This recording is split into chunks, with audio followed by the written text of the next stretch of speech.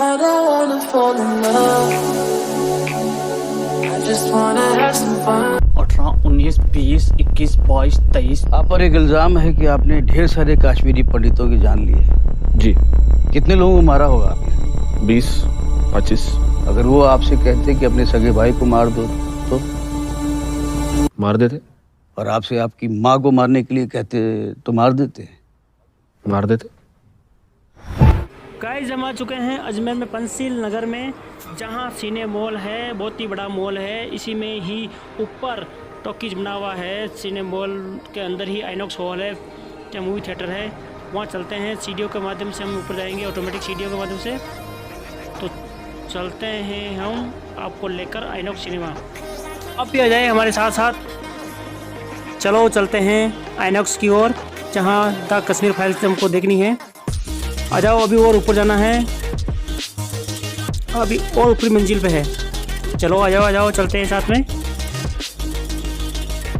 आ जाओ भाई आ जाओ, बहुत ही अच्छा माहौल है यहाँ पर। अभी तो पब्लिक आना स्टार्ट हो रही है।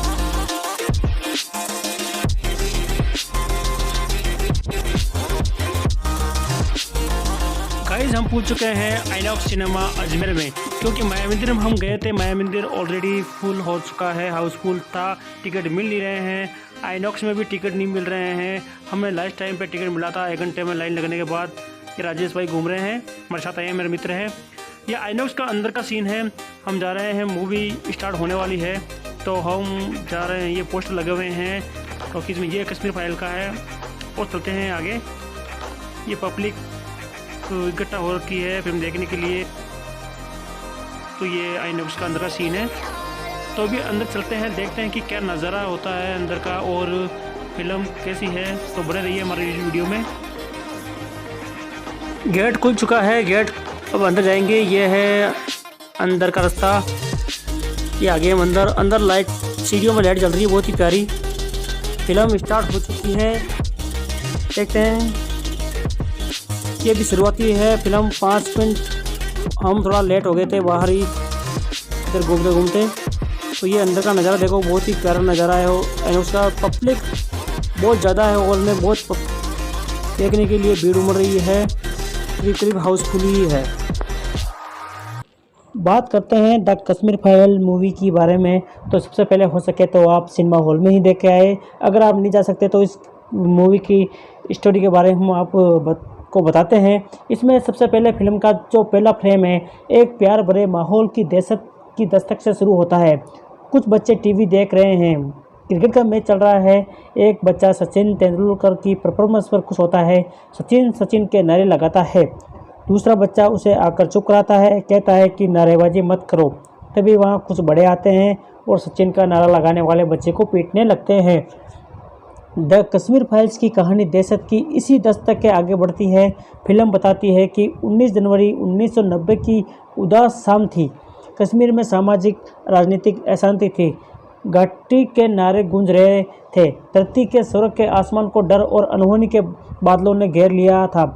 एक नेता और एक कश्मीरी पंडित टीकालाल टपलू की कुछ महीने पहले हत्या कर दी गई थी।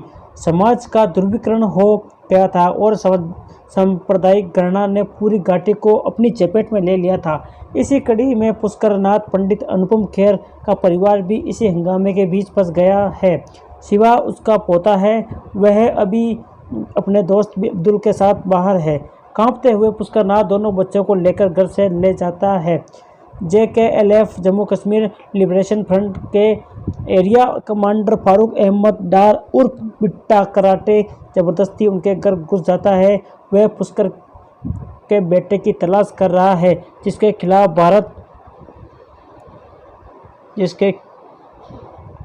भारत सरकार का मुखबिर होने का आरोप लगाते हुए फतवा जारी है। फारूक अहमद डार ने पुष्कर के बेटे को बेरहमी से गोली से मारी और परिवार के अन्य सदस्यों को छोड़ दिया, क्योंकि वह चाहता था कि तबाही की खबर भारत के कोने कोने में फैल जाए। कश्मीर फाइल की कहानी यहाँ से 30 साल आगे बढ़ती है। हम देखते हैं कि पुष्करनाथ पंडित के 4 दोस्त उनके पोते कृष्णा के आने का इंतजार कर रहे हैं। वर्मा दत्त और उनकी पत्नी लक्ष्मी दत्त, डॉक्टर महेश कुमार, DGP हरि नारायण और विष्णु राम का इंतजार बेसब्र है। तय होता है कि कोई भी पुष्करनाथ के जीवन जवान पोते के सामने पलायन के बारे में बात नहीं करेगा। कृष्णा 1990 में परिवार के पलायन के लंबे समय बाद कश्मीर आ रहा है।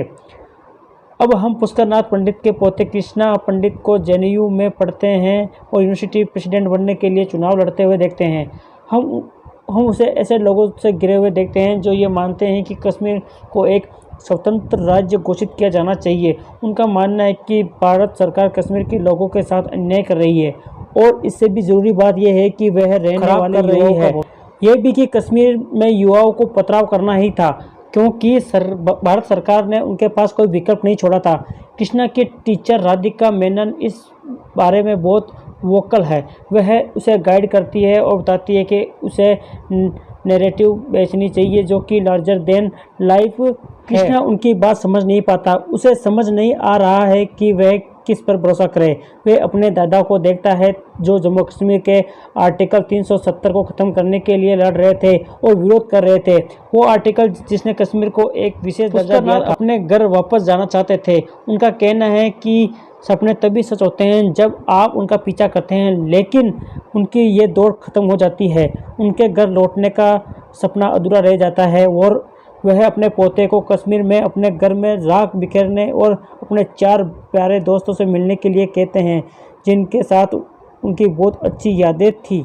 द कश्मीर फाइल्स के अंत में क्या हुआ?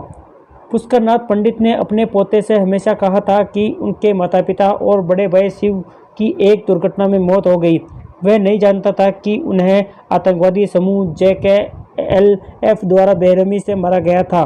अपने दादाजी के दोस्तों की बात सुनकर उनकी सोच को उलझनों में फंस जाती है और वह हमेशा मानता था कि कश्मीरी पंडितों का पलायन भारत सरकार द्वारा रचा गया एक धोखा था।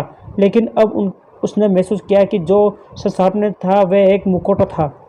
उसकी टीचर राधिका मेनन ने उसे घाटी में किसी से मिलने के लिए कहा था ताकि वह कश्मीर की असल दुर्दशा को समझ सके। वह शख्स असल में फारूक अहमद डार था जिसने उसके माता पिता की हत्या की थी। वह आतंकवादी नेता अब खुद प्यार और शांति का झंडा लेकर सबसे आगे चल रहा है और वह कृष्णा से कहता है कि उसके परिवार को भारतीय सेना ने मारा था, न कि JKLF के लोगों ने। कृष्णा वापस आता है और ब्रह्मदत्त पर आरोप लगाता है कि उन्होंने उसे किसी ऐसी चीज़ पर भरोसा करने के लिए गुमराह किया है जो पूरी तरह बनावटी है, सच्चाई से कोसों दूर है। तभी ब्रह्मदत्त अपने शांत स्वभाव से उलट आपा खो देते हैं। ब्रह्मदत्त देखते हैं कि उनके दोस्त का पोता ये मान रहा है कि निर्दोष कश्मीरी पंडितों को और यहाँ तक कि उसके परिवार की मौत के लिए कोई और जिम्मेदार है। अब वह कृष्णा को वह सब बताते हैं जो उन्होंने देखा था। उन्होंने बीते हुए कल और दहशत के उस दौर में हुई हत्याओं को एक एक सिरा कृष्णा के सामने खोल कर रख देता है। कृष्णा को अब वह हर बात का विस्तार से जानकारी हो गई। वह अपनी फैमिली के बलिदान और कश्मीरी पंडितों को सता रहे दर्द को जानता है। वह जानता है कि कैसे उसकी माँ ने खून से सने हुए चावल खाए और कैसे उसके दादा ने उसकी पढ़ाई के लिए पैसे बचाए। कृष्णा वापस JNU जाता है और वह इस बार बोलता है, लेकिन वो नहीं जो उसने पढ़ा था या वो नहीं जो उसे राधिका मेनन ने बताया था। वह दिल से बोलता है। उसने जो देखा और महसूस किया उसके बारे में बोलता है। वह एक ऐसे परिवार से आया था जिसने बर्बर अत्याचार को देखा था और उसके सामने आशंकाओं की गुंजाइश नहीं थी। कृष्णा पंडित ने अब अपनी खुद की बात रखी और इस बार वे किताब की व्याख्याओं या अब तक की बताई और पढ़ाई गई बातों से प्रभावित नहीं हुआ। उसने उन आंखों से दुर्दशा देखी थी और वे जानता था कि शब्द भ्रम पैदा कर सकते हैं लेकिन आंखें कभी झूठ नहीं बोलती। द कश्मीर फाइल्स में नदी मर्ग की वह घटना भी दिखाई गई है जिसमें 24 कश्मीरी पंडितों को बिना सोचे समझे गोली मार दी गई थी।